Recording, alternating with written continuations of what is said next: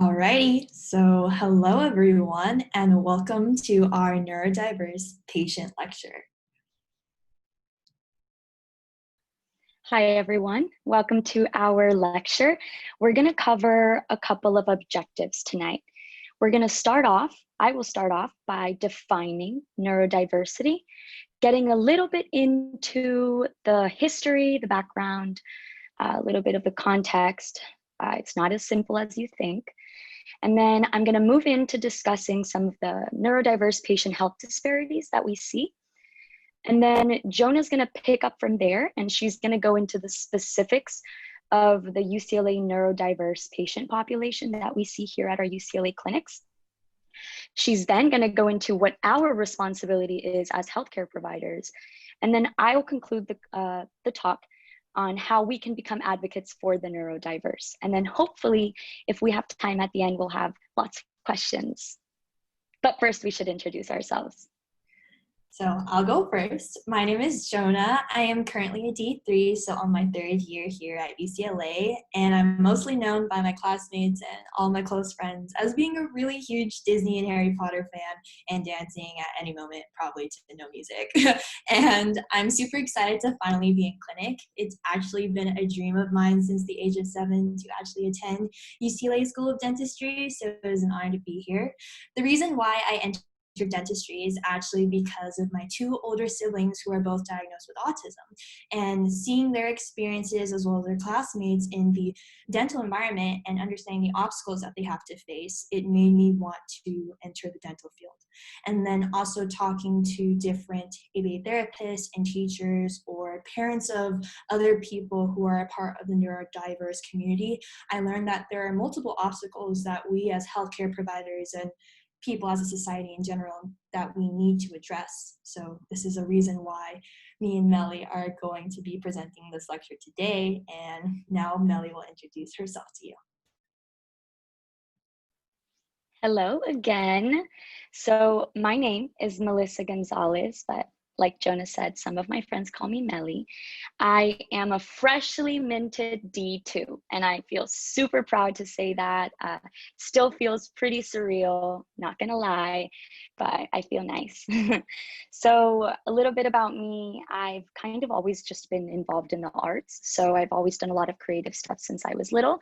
So I always consider myself to be in my happy place as long as I'm singing, dancing, designing, and writing, or even doing like service and local community work, which is my passion as well. And I'm stoked to be doing this presentation with Jonah because I have an underlying passion for this specific subject. And it really stems from an experience that I had many years ago with a young girl that had Down syndrome. And I tutored her for a really long time. And she taught me that through perseverance and determination, there truly was nothing that we couldn't do. And I'm inspired to constantly learn about these individuals because not only have I had this really impactful experience in my life, but they also represent the convergence of my passions for psychology, neuroscience, health, and all of that good nerdy stuff. So without further ado, let's begin our presentation. Okay, so what is neurodiversity? So this model was pioneered by Judy Singer, an Australian sociologist, and it was coined in the late 1990s, and she first used the word in her sociology honors thesis. And even though the term neurodiversity may appear to be very self-explanatory, the actual context behind its emergence is not. So Judy Singer was on what many of us know already to be the autism spectrum. So Judy Singer was indeed autistic. Now, if you don't know what autism is, I will just briefly tell you that the American Psychological Association defines autism as a neurodevelopmental spectrum disorder that's characterized by impairments in social communication and interaction, and repetitive and restrictive behaviors in interests and activities. So Judy Singer, being autistic, actually rejected the idea that autistic people were disabled. And so she reframed their disadvantages or challenges as simple differences. And so in this concept, neurodiversity was actually born. And so this was Judy Singer's way of rebelling against that widely accepted view that all neurodevelopmental disorders were inherently pathological. So the concept of neurodiversity doesn't necessarily redefine science the way that we know it, but rather it challenges how we interpret and how we view science, the way that it's established. So neurodiversity literally means diversity in the nervous system. So in layman's terms, it means that brain differences are simply differences. And they really are as essential as biodiversity is to our planet, because neurodiversity regards differences in brain function and behavior as normal variations in the human population. Before we move on with this, I do want to clarify that this concept that we're introducing of neurodiversity is in no way intended to erase or undermine the legitimate and intense level of support and necessities that people with neurodevelopmental disorders can actually experience throughout their lifetime. And this concept is solely intended to empower individuals that live with stigmas because of their disabilities and to generate a much more compassionate environment for inclusivity and acceptance of all types of neurodevelopmental differences. Thank you. So now we're going to move into disparities in health, and I'm going to cover a couple of studies, and we're going to kind of get a little bit more familiar with what these people experience in their life. Okay, so this first study, the purpose of this study, conducted by researchers at the Oregon Health Sciences University, was to compare the healthcare experiences of autistic and non-autistic adults through an online survey. So before I just regurgitate these results of the study for you, I actually want to walk you through the results of the study. So I want to direct your attention to our left-hand side top table that says table 2. And so if we see, specifically in the enclosed red box, we see that when compared to non-autistic adults, autistic adults had significantly lower scores on each of the items on the patient-provider communication scale. And so just to use 2 examples that are enclosed in this red box to put it into perspective, we can see towards the bottom, health professionals communicated in a way that I could understand, and that was a lower score than compared to non-autistic. And health professionals understood what I was trying to communicate, which was also a lower score as compared to non-autistic. And so communication being the gateway to making decisions about your own health was consistently compromised for these autistic patients that participated in this study. Now, let's look at the table on the bottom, which is table 4.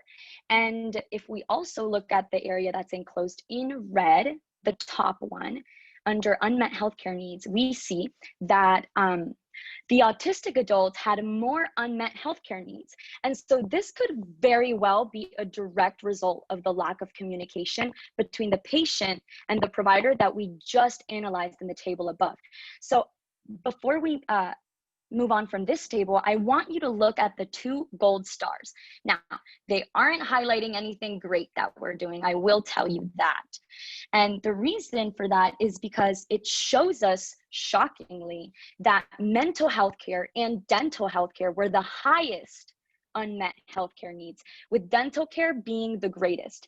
Now, I don't know about you, but if that doesn't scream that this is a problem, I really don't know what does. So overall, we now understand that autistic adults reported lower satisfaction with patient-provider communication, and they had higher odds of unmet healthcare needs, all related to their physical health, mental health, dental health, and prescription medications. And they did have greater chances of using the emergency department.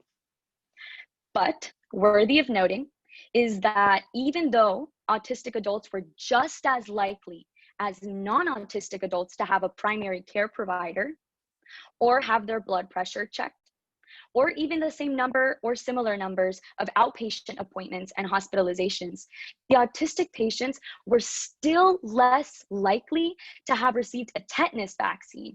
And if they were female, they were less likely to have received a pap smear in the last 3 years. the last bullet point on this slide is especially important. And the reason for that is because it emphasizes how crucial it is for providers to be competent and confident when treating special patients. Because I really do think that everybody here can agree that provider competence should never be a contributing factor to the health disparities that special patients can experience. So I think we can conclude that the actual delivery of care does not necessarily correlate to the effectiveness of that care.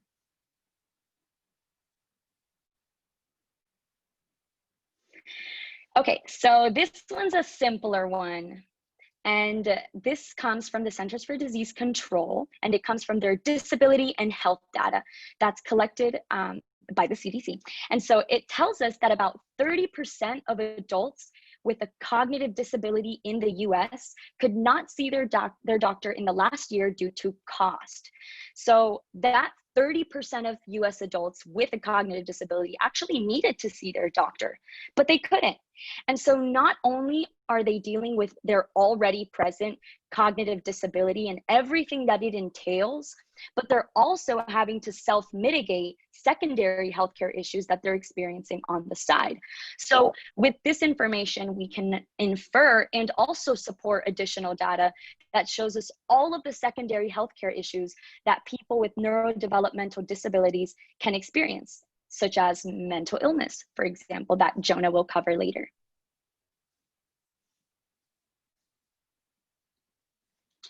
Okay, so from what we saw in the first study, care experiences of autistic adults, we know now of a couple of examples of the disparities that they can experience. And so these disparities are multifactorial, and they range from socioeconomic factors, individual, physiological barriers to access, inadequate clinician training, and systemic and social barriers to access that I will get into more detail later about. All of those factors are deeply intertwined and they're ever evolving. So here on this slide is another study, and it actually targets the barriers to healthcare that are experienced by autistic adults. And in this study, we're comparing barriers to healthcare for autistic adults, adults with other disabilities, and non-autistic, non-disabled adults. So these are three groups that we're comparing. And I will use NAND for short, for non-autistic, non-disabled adults for the sake of redundancy.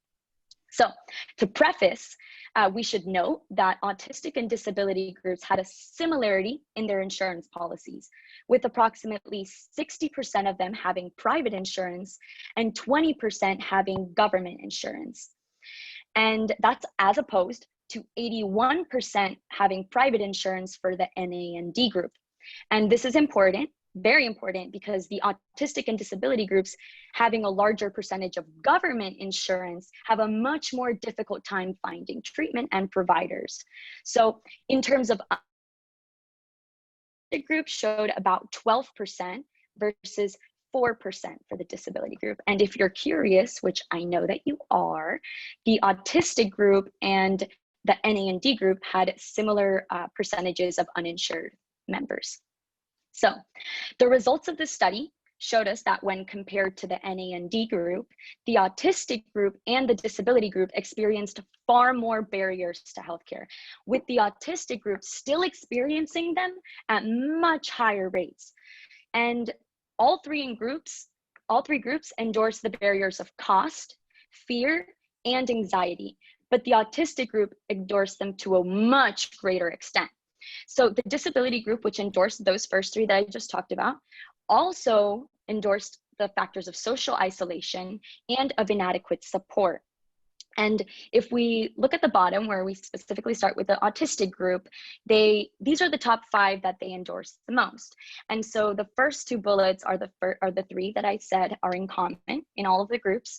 And then the last 3 are especially important because they actually contribute to unique autism-specific barriers.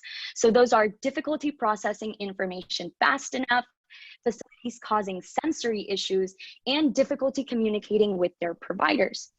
And so to put things into context, these autism-specific barriers exist alongside things like having their behaviors misinterpreted and just having overall sensory distress by many different stimulants, and just simply surviving the waiting room, which is something you wouldn't expect. And all of these are much less likely to be addressed in healthcare systems, in modern healthcare systems. And so if you think about it, you're probably more likely, and I'm sure you can tell that from personal experience, you're much more likely to see a ramp or an elevator for building access than you are to see low light or quiet rooms for people with autism.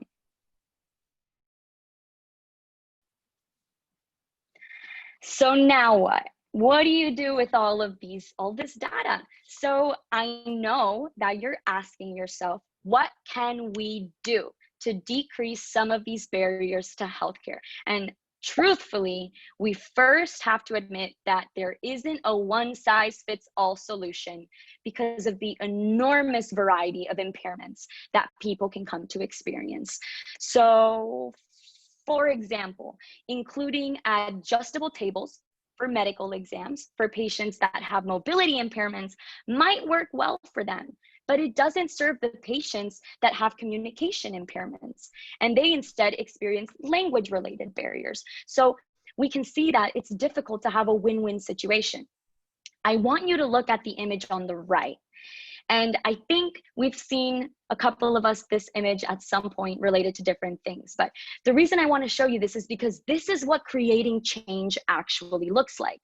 We hope and we expect advocacy and action to just immediately flip the switch overnight and automatically create more access to care.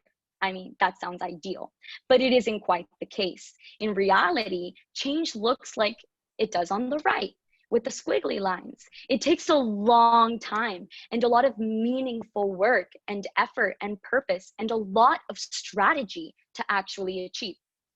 But do not be discouraged, because the good news is that we can improve and we can slowly push for policy change. And how do we do that? So we develop the accurate tools to actually measure and evaluate and assess condition-specific barriers to healthcare. And then once we actually have the tools to assess these barriers, we can identify what they are for which types of groups of people. We can figure out where they overlap. We can figure out where those barriers are different. And then lastly, we can also understand why those barriers came to be and what the repercussions of those barriers are. I urge you, as healthcare providers, to advocate for more intervention, no matter how difficult it is, and research to explore the possibilities that are available for breaking down these barriers.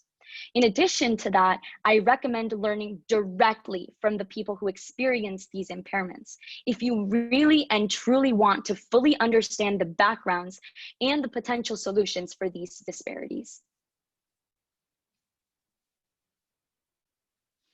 You might also wonder why you should do this at all. And because if the route is so difficult to take, why is it so important that you just must absolutely do it? So to bandwagon and say, yes, let's advocacy, let's go out and let's, access to care. It's so easy. But to actually advocate with purpose takes real courage, because it takes a lot of effort. Now, let me convince you why you should do this. Number one, neurodiversity is a breath of fresh air. It's a revolutionary approach to neurodevelopmental differences.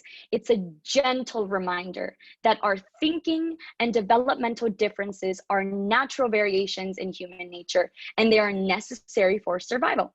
And they're not all inherently pathological. And these barriers, we're not always victims to them. And so it's a compassionate way of approaching people who harmlessly behave differently, think differently, and have different strengths. And that many times they'll have extraordinary talents, like savants. And so these people may not even feel diseased or distressed or disabled, despite the fact that their disadvantages are labeled as disabilities. Second, Unmet healthcare needs leads to comorbidities. These are the secondary health issues that I was briefly mentioning before, because neurodiverse patients have comorbidities, and the lack of appropriate attention to the healthcare needs of these patients is a direct cause of the development of secondary healthcare issues. So in addition to the fact that they have unmet healthcare needs, and so because of this, they develop comorbidities, they have comorbidities that were already present at the time of their disability, whether it was at birth or because they developed as a result of having this disability later on in their life. And so it really stresses the importance of knowing how to navigate complex special patients, because they have a variety of physiological manifestations that will present as a result of their conditions. And third, and lastly, but will continue, access to care is insignificant. Okay, I'm going to say that one more time. Access to care is insignificant if the care is ineffective. So how trained, competent, skilled, experienced, and comfortable the provider is will directly impact the quality of the care that patients will receive. And it really is the duty of the provider to not conform. It is your responsibility to not conform. You need to be resourceful and find the opportunities to engage with, learn about, and be qualified to treat neurodiverse patients. And with this, I will hand you off to Jonah. Thank you, Melissa. Amazing points to be made. So the next thing that we're going to talk about is, who are the neurodiverse? And it's a broad spectrum of people, and maybe you yourself can maybe identify yourself with one of the things that I'm listed here. And the people that I'm going to specifically talk about are people that UCLA GPR residents or we will experience in our clinic. And those people are going to be people with autism, Down syndrome, cerebral palsy, and people with mental disorders or mental illnesses, such as depression, anxiety, and schizophrenia. So the first thing that I want to talk about is prevalence. And so here are some ratios. So 1 in 54 people have autism. 1 in 1,200 people, children, teens, and adults in the US will have Down syndrome. And it's estimated for 1.5 to 4 per 1,000 live births are children to have cerebral palsy. And personally for me, whenever I see ratios, it can kind of be deceiving on how many people may have these disorders or these developmental disabilities. And so I translated the numbers into the US population today. And if I were to convert the autism ratio, it would be around 6 million people who have autism. For people with Down syndrome, that would be around 300,000. And then it will also be 300,000 people for cerebral palsy, which just shows that there are more people who have these conditions than we'd like to think. The next thing that I want to talk about is mental illness. 1 in 5 US adults will experience mental illness. 1 in 25 will experience a serious mental illness, such as needing more support. And then 17% of youth will experience a mental health disorder. Now I'm going to convert that again. 50 million people will experience mental illness. It's estimated around 10 million people will experience a serious mental illness, and around 12 million of our youth will experience a mental health disorder.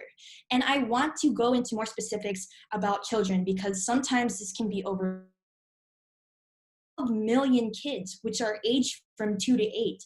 They will be diagnosed with a mental, behavioral, or developmental disorder. And it's important for us to not think that we surround our kids in a bubble. It needs to be understood that our kids may have ADHD, may have a behavior problem, diagnosed anxiety, or diagnosed depression. And it's up to us to make sure that we understand that kids do need support. Kids do need to be recognized for having these behavioral issues or these mental illnesses in order for them to function the way that they need to. And from that, let's talk more about our future neurodiverse patients or the people around us today. And before I go into that, I need to talk about a few definitions. The first one is what majority of us may identify ourselves as, which is neurotypical. Neurotypical is an adjective that describes as not affected with a developmental disorder, especially on the autism spectrum disorder. The next definition that I want to talk about is maybe you have an expectation that this lecture is going to talk about dental considerations, medical considerations, but that's not all what we're going to talk about. What we're going to talk about is stigma. And so stigma is a mark of shame or discredit. Going directly down, we see public stigma. Public stigma is defined as negative attitudes held by members of the public about people with devalued characteristics. And what this can cause is courtesy stigma and self-stigma. Courtesy stigma is the public disapproval evoked as a consequence of associating with a stigmatized individual. This can be, for example, a parent who has a child with autism, or a parent who is related to someone, or a relative who is related to someone with depression. And self-stigma is something that can also result from public stigma. And that's going to be when people internalize the public attitudes and suffer numerous negative consequences as a result. And so the first stigma that I want to talk about is for individuals with people with autism and their relatives may face. And so the stigma that people with autism usually face is, why is that kid acting so poorly? And it's because they have a normal appearance. However, what we don't notice behind the curtain is that these people may have trouble understanding others' feelings, may have difficulty communicating their own feelings, may have sensitivities to touch, sound, and sight, or have trouble adapting to a routine change. And let's apply this to a dental setting, for example. Say your patient comes in with autism, and they're first overwhelmed by the scent of a dental clinic. When they sit down in the chair, you are shining them a bright light from the dental clinic light, operating light. Then you add on the stress of the sound of a drill. Then you add on the stress of people being very close to them. It's very frustrating, very overwhelming.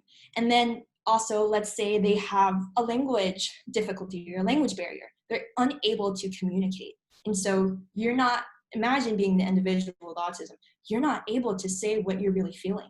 And because everything is new and you're being overstimulated, of course you're going to want to lash out because that's the only way for you to be heard. And what causes this is that, say that this individual lashes out and people don't understand what the consequences or like what the individual with autism is feeling, they're going to blame the parent. And that's why it's called courtesy stigma. And this is what we need to be understanding as individuals, as healthcare providers or relatives or friends of people who may have autism but may not tell you about it, because the public stigma that we put upon these individuals may cause them to isolate themselves, make themselves appear to be passing as a normal family, whereas they should be welcome, they should be understood. And as you can see on the image on the right, you can see that there's a spectrum. There is language, motor skills, perception, executive function, and sensory filter. Not everyone is going to be sensitive to their surroundings. Not everyone is going to have trouble communicating how they're feeling. Or maybe if they do, they may be nonverbal, but they can still communicate, for example, with an iPad. Or some individuals may not even have a difficulty adapting to a dental environment. We need to understand that everyone is very unique. Everyone is an individual that needs to be understood. So taking the time to understand who your patient is or who the person in front of you is and developing a relationship is extremely important. The next people I want to talk about are people with Down syndrome. And Down syndrome is usually most commonly caused by an error in cell division resulting in 3 copies of chromosome 21. What's really interesting from the research that I found with people with Down syndrome is they have an ambivalence of experience positive stereotypes as well as negative stereotypes. The positive stereotypes is that they are predicted to be very warm, very friendly, outgoing, very happy, sociable, have happy and sociable characteristics. The negative stereotype is that they're sometimes viewed as incompetent, problematic, aggressive, irrational, or a social nuisance, when every individual is very unique. And what should be understood, again, like I said, for individuals with autism, is that even though, for example, for specifically people with Down syndrome, they may act and they may look alike, they're all individuals that we need to be able to understand. Just because one individual with Down syndrome may have difficulty communicating themselves or expressing their emotions doesn't mean that the next person with Down syndrome that you're going to meet is going to have the same problems. Every single individual is unique, and we need to understand that and begin putting that in our heads and realize that maybe we don't know much about the individual in front of us, and being willing to be open and understanding. The next thing I want to talk about is something that people with autism or people with Down syndrome who have autism may do, and that's called stimming. Oops. So stimming is a self-stimulatory behavior that is marked by repetitive action or movement of the body. Sometimes we even do this for people that like to curl their hair, or they start moving their leg a lot, or they'll start tapping the table, or biting their hair. It's things that help calm us down or help us be able to go through a really intense situation, which is why individuals with autism may do. Autistic adults highlighted the importance of stimming as an adaptive mechanism that helps them to soothe or communicate intense emotions or thoughts. So this can be triggered by them being really happy, them being really sad or frustrated, or it could even be because they may be in an environment that is overstimulating. For example, what people may not think is overstimulating is a mall environment, for example, or they can be understimulated. And I actually wanted to give an example of what stimming may look like.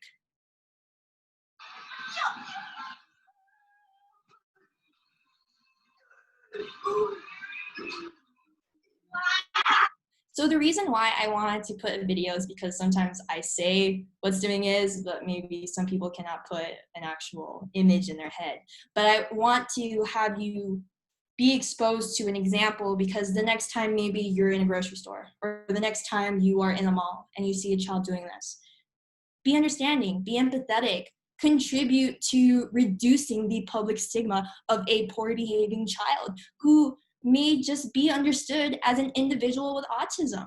Be understanding, be empathetic, and be open to learning more about the people around you. Okay, the next people I want to talk about, oh, actually, before I do that, I want to talk about the prevalence of the neurodiverse dental patient population. As Melly said in the beginning, it's surprising to see how around, I believe, 75% of the research from Melly's study had unmet dental care. And as we can see here with this study in front of you, on the left side of the table, it's going to be people who have visited the dentist in the past year that do not have a disability. 70% of them did go to the dentist. If you look at it to the right, you will see people with a cognitive disability. Only 52.9% went to visit the dentist. And what I'd like to combine together is the reasons why. So Melly talked about the social economic disparities that may happen. This could be because of insurance. This could be because of different financial problems that may be occurring within the family, as well as location. Maybe they're not able to find a dentist who is willing to treat them, which goes into the point that Melly made of incompetent or not being willing to treat this population, healthcare providers. Another thing that I want to contribute is the courtesy stigma and the self-stigma, because parents may be feared of being judged by patients in the waiting room, or maybe even judged by the dentist themselves. They may be discouraged from giving their child the actual treatment in order to avoid the public stigma or the consequences of public stigma. This can also go for individuals as well who are adults with a cognitive disability. Maybe they have been shamed so much that we have discouraged them from receiving the support that they need. And this is something that we as healthcare professionals and as a community need to address. Okay, and then the next demographic that I want to talk about is people with cerebral palsy. And I really want to explain the definition of cerebral palsy. It is a common form of neuromuscular disability affecting children, and it may have disturbances of sensation, cognition, communication, perception, behavior, or a seizure disorder. And as you can see with the top right table, there are 4 types of cerebral palsy, but going into more research, I realized that there are subcategories to these ways of categorizing them. And then also looking at the bottom right table, there are different levels, but there are also 4 different classifications to describe what each level of cerebral palsy may be. And so this just shows that it's a very diverse community within itself. Not everyone with cerebral palsy, like I've stated with people with autism and people with Down syndrome, is going to look the same. And we need to be able to understand that and again, be open to learning more about this community. What's really interesting is the stigma with cerebral palsy is that it's due to the lack of knowledge about this community. It's the misunderstanding of these individuals and the stereotyping of these patients. What are the stereotypes? So we have rigid ideas of how people with cerebral palsy are supposed to look or supposed to act. I believe that some of us, when we hear cerebral palsy, you automatically think of someone in a wheelchair or someone who's using a walker. And that's completely fine because that is a form of cerebral palsy. However, we need to understand that there are different levels. And the skepticism of us being like, oh, do you really have cerebral palsy if you're not in a wheelchair or in a walker, is discouraging for people who have it in a milder form. And this can lead to a discouragement of those people with a milder form of cerebral palsy for having the support or getting the support that they need. And so another thing that I want to talk about is how sometimes adults with cerebral palsy reported that nurses treat them differently from other patients, such as speaking to them in a patronizing way, assuming that they have intellectual disabilities. And I believe that some of us believe that a cognitive disability is a diagnosing factor for cerebral palsy, where it is not. It is just an association or a common association to have for people with cerebral palsy. And the next thing I want to show, in order for us to not have these rigid ideas of how these individuals look, is if you look at the bottom right chart, you can see that there are different forms of cerebral palsy. Some of them need high support and some of them need low support. And I hope this in the future reduces you, again, contributing to the public stigma.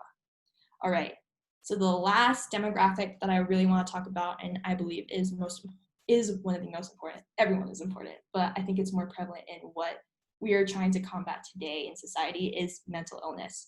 According to the American Psychiatric Association, mental illness is referred to in all diagnosable mental disorders that cause significant changes in thinking, emotion, or behavior. And this can cause distress or problems for the individual functioning in their social environment, their work environment, or maybe interacting with their family. And again, just like all the other conditions that I've talked about, this can range from mild to severe. As you can see with the left image, there are so many different mental illnesses, and there are so many that we need to be more understanding of these individuals, especially with the stigma that we face. Some of these individuals may have limited ways where their conditions may limit them with daily life, whereas other people who would be considered severe may need more support. And so going more into mental illness, constant cycle between public stigma and self-stigma. And as you can see, there's similarities to the public stigma and the self-stigma as seen in the table on the left. Over the past decade, unfortunately, public attitudes towards people with mental illness have become more stigmatizing, and they believe that people who are mentally ill are violent or frightening. You could see this, for example, in the media with newspapers or movies. They're usually categorized as people who are extremely unpredictable, and they can be very explosive, or they're very childlike, and we have to treat them as if they were a child, even if they are an adult.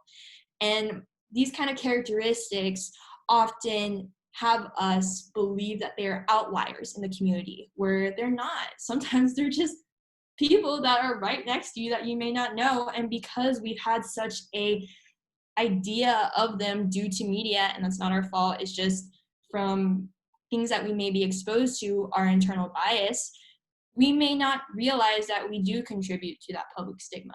And so the way for us to allow these individuals to be more comfortable and to receive the support that they need, because actually some people do not want to be labeled as having a mental illness due to the fact that they don't want to be labeled as someone who is unstable or incompetent, when it's completely normal. A mental illness is just as important as a physical illness. For example, like diabetes is just as important to be treated. It's just as important to get support.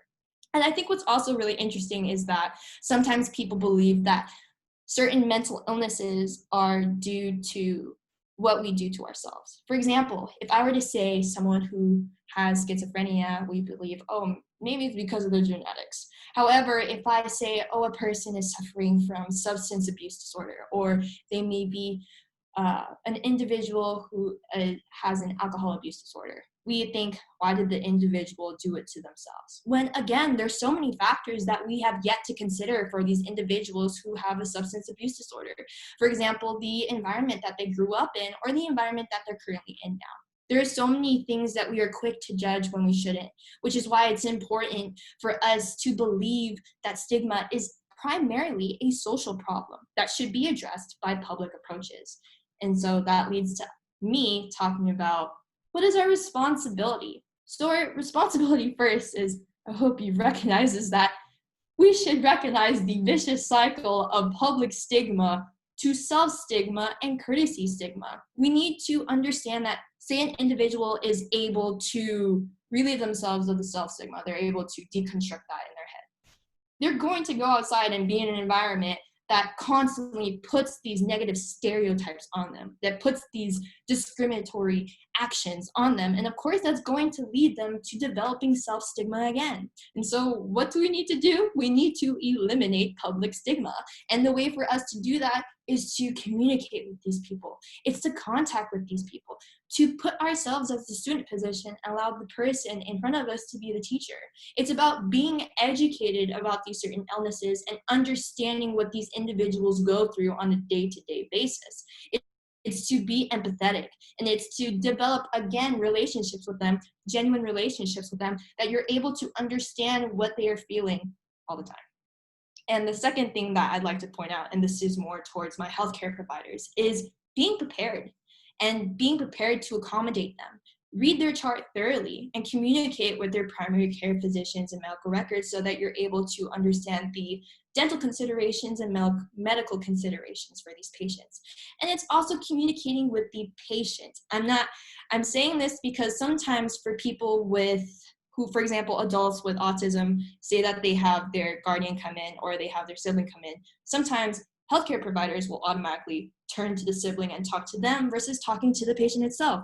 The patient is they're most likely able to communicate with themselves in a way that maybe you are not used to. And so you have to develop that relationship, be willing to learn how they communicate. It may take a little longer. It may be different than how you communicate with people with who are neurotypical, but it's just as important because that's the way that you learn about how to best approach them. And it's also the way that you get to learn more about their health history.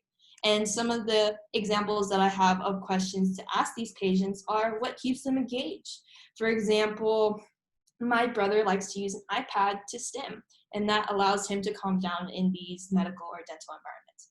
Do props help? Does the patient enjoy or dislike physical touch? Sometimes my brother doesn't like hugs, my sister loves hugs. It's all different. You have to ask the patient, what can work to keep them preoccupied? And also, of course, for the dental health providers out there, what are their hygiene habits at home? For example, people with cerebral palsy, not to mean that they all are, but some of them may have spastic movements that can make it difficult for them to manipulate the toothbrush. What can you do with them to work as a team for them to be able to maintain and upkeep their hygiene habits at home, such as being able to brush their own teeth or floss, etc. And one of my favorite quotes that a UCLA GPR resident, who's a really dear friend of mine, Tiffany Chang, said is be thorough, ask questions, and get to know them, because that's the way that we are able to provide the utmost care and make sure that their health care needs are met and that they as an individual are supported through the public stigma that they may face outside our doors. So passing it on to Melissa again. Thank you so much, Jonah, for a beautiful explanation of everything we need to all take note of and know so that we're in our UCLA clinics, we're well prepared. And so now we're going to enter the end of our presentation, where I'm going to discuss how we can be advocates for the neurodiverse. But first, before I tell you everything I know you want to hear, I first want you to look at the graphic on the right. So this is a really cool diagram because I think it's simple, it's to the point, and you'll get it better than if I just read you the bullet points. So we have two Venn diagrams, right? I want you to look at the one on the left. The one on the left has a title that says traditional. So this is the traditional standard medical model. And I want you to look at the individual at the center of the Venn diagram. It has she, the individual has all these arrows pointing at themselves. And so it's indicating that the problem in the circle is the individual. Everything that the individual brings to the circle appears to be the problem for the traditional Venn diagram.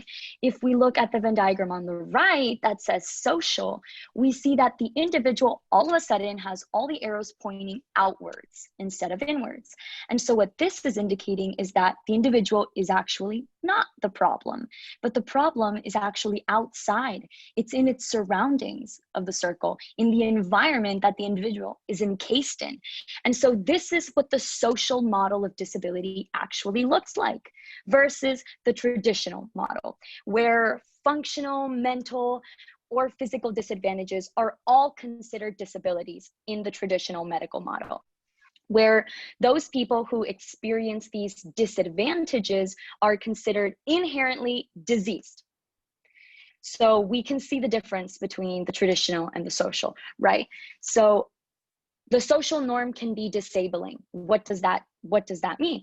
So it means that we've normalized what people should and shouldn't be able to do. And we've also normalized how they should be able to do it, to the extent of unconsciously marginalizing people who may still do it, but just do it slightly different.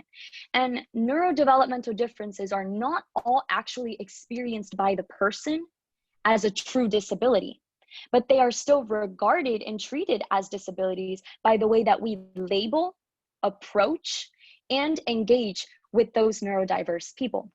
So the social model of disability really opens up our eyes to the reality of society's impact on how people with impairments will experience life itself. So this is our role on the barriers that people with neurodiverse people will experience. And research and studies and all sorts of interviews and autobiographical accounts will actually show that people with impairments will say that sometimes the only disadvantage that they actually experience as a result of their impairment is not even physiological. So it's not even something that they experience in their bodies. It's actually social. And they will tell you that their barrier is a social barrier. And so whether that's, the inability to communicate effectively, for example, which was one of the first studies that I discussed when I showed you guys the example of how the autistic adults were reporting much lower satisfaction with how they were able to communicate with their providers. So whether it's the unfriendly and uncomfortable attitudes of others, that inability to communicate effectively, lack of provider competence and confidence, just overall poor human connection, or just lack of inclusive facilities, which really just worsens the already physical impediments that people with disabilities experience. This social environment that surrounds them will either empower or it will disable neurodiverse patients. So we can choose, or we at least have a say. And this last bullet point, savior complex and charity. The savior complex, I think we've all somewhat heard about this, but it basically says not everyone needs to be saved, or just not everybody wants to be saved. And so this constant victimization of neurodiverse patients actually leads them to feel less worthy, less independent, less functional, and less able to be contributing citizens, even though they are perfectly capable to contribute to society. And we have to understand that we can actually advocate for their health without necessarily making them feel as if they need to be fixed or saved by us. And we have to admit that our society really does revolve around the kind of optimum health that isn't realistic for people whose conditions cannot necessarily be cured or remediated by, say, detox green juice or yoga or the coconut cacao nib energy bites that you made before the gym last week. Or sometimes even pharmacological agents and surgery just won't do the trick. And this natural determination that we have to just experience solely perfect health can actually lead to a fear, our fear of experiencing an impairment ourselves. And whether it comes from an accident, a car accident, or just simply age and everything that age brings. And it only makes us less capable of understanding individuals who already face these impairments in all sorts of degrees. And the fear that we carry keeps us from associating disabled people with having a good quality of life, or disabled people with being able to make healthcare decisions by themselves. And so additionally, and most importantly for us, any effort that on our end to actually avoid treating complex special patients will actually just really inhibit us from taking these learning opportunities to try to help them. And it only reiterates how vital it is for us to willingly seek the professional help and the professional experience with these types of patients. So by addressing these social barriers that we impose on this population, we really do take a much closer step to reducing the disparities that they experience. So still looking like the squiggly line on the right that I showed you before, but it's looking a little clearer. Okay, so if you don't want to take it from me and you're tired of listening to me, which I wouldn't blame you because it is definitely a mouthful, I want you to listen to them, because sometimes if you just be quiet and you just listen to what they have to say, you will learn much more than you will expect. And so this Special Olympics video is incredible, shared to me by Jonah, and I think everyone needs to watch this. So please enjoy. Athletes with disabilities are just like everyone else. They just want to be treated fairly and respectfully. Get to know me. Get to know me. Try to get to know them first and try to see what their health issue is. If you can understand their health issue at first, then you get to have a first-hand perspective of how they're feeling physically. Treat me like the other patients. Look at me. Look at me. Talk to them person to person. Treat them like an adult, not like a young person, like a young kid. Talk to me and not my mom. I can speak for myself. I can make choices about my health. Don't be afraid to work with people like us. We're more alike than we are different. They're just like any other patient. They have health problems, discomfort problems. It just may take a little bit longer to listen to what they have to say. If our athletes aren't healthy, they can't perform well. They can't go to practices. They can't compete well. They're not well. So Healthy Athletes has become a very important program, I think, to so many of the athletes, and gives them another way to connect with professionals that are outside their realm. You can look into Special Olympics stories and you'll find ones where some dentists have found mouth cancer in kids that have never been to a dentist. You know, like, it's a great way to go out and be a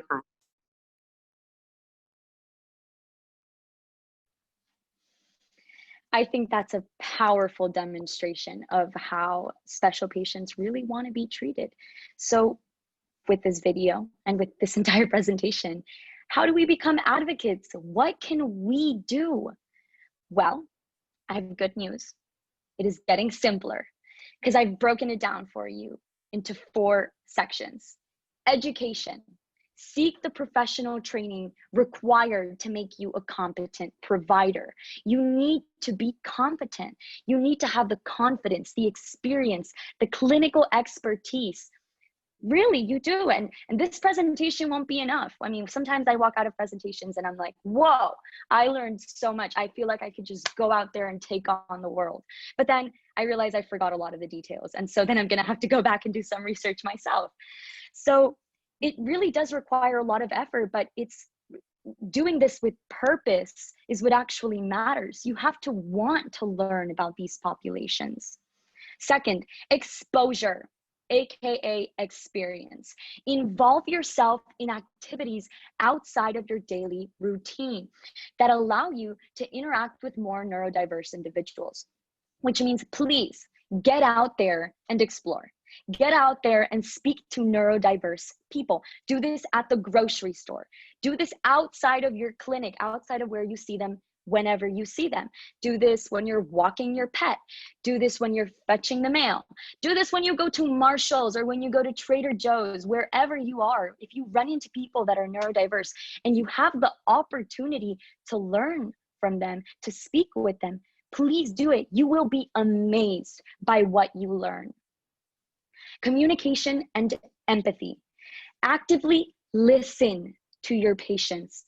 Ask thoughtful questions and explain everything thoroughly. Please make sure that they actually understood you. Many times, patients will just readily and rapidly just say, okay, we'll just agree with whatever the provider said without even questioning, because sometimes they already have experience and know that it's much more difficult for them to try and explain that they didn't understand, that they have a hard time communicating, or that the provider is just not speaking in the language that they need to be spoken in, frankly. And so it's really important that you're keeping that communication in check and that you can have the emotional intelligence to actually notice when your patient understood you. When that little light bulb goes off and says, okay, I got my point across, you can move on. If not, please rewind.